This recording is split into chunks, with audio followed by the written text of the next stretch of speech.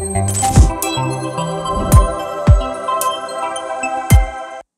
ধীরে জীবন আমাদের শিক্ষা দেয়, মানুষ আসবে, মানুষ যাবে, কোনো সময় বিনা কারণে, কোনো সময় বিনা বিদায় বলে। প্রতিটি বিচ্ছেদ শুরুতে কষ্ট দেয়, কিন্তু সময়ের সাথে বোঝা যায় প্রতিটি ঘটনা, প্রতিটি সম্পর্ক আমাদের জীবনে আসে কোনো না কোনো উদ্দেশ্য নিয়ে। শ্রীকৃষ্ণ বলেছেন, কিছু মানুষ আসবে তোমার জীবনে প্রেম শেখাতে, কিছু মানুষ আসবে তোমার জীবনে ধৈর্য শেখাতে, আর কিছু মানুষ আসবে তোমাকে ভেঙে শক্তিশালী করে গড়ে তুলতে। প্রতিটি সম্পর্ক চিরকালের জন্য নয়, কিছু সম্পর্ক থাকে বইয়ের অধ্যায়ের মতো, পূর্ণ হয়ে গেলে এগিয়ে যায়।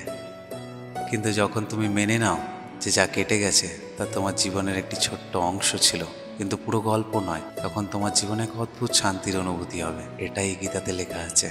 অস্থায়ীকে গ্রহণ করো, নিজের আরাধ্যকে ভরসা করো।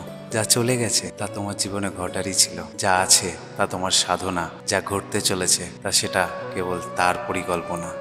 মনে রেখো, জীবনের প্রতিটি মোড়, প্রতিটি ভাঙা গড়া, প্রতিটি উত্থান পতন শুধু কেবলমাত্র তার কাছে নিয়ে যাওয়ার জন্যই। মানুষ আসবে, যাবে, কিন্তু অভিজ্ঞতা, শিক্ষা, বিশ্বাস আর উপলব্ধি তোমার সাথে শেষ জীবন অবধি পাশে থাকবে। তাই যখন জীবন বদলাতে দেখবে, তখন ধৈর্য রেখো, বিশ্বাস রেখো, ভরসা রেখো তার ওপর, কারণ তিনিই একমাত্র জানেন জীবনের কোন মোড়ে তোমাকে কিভাবে গড়ে তুলতে হবে।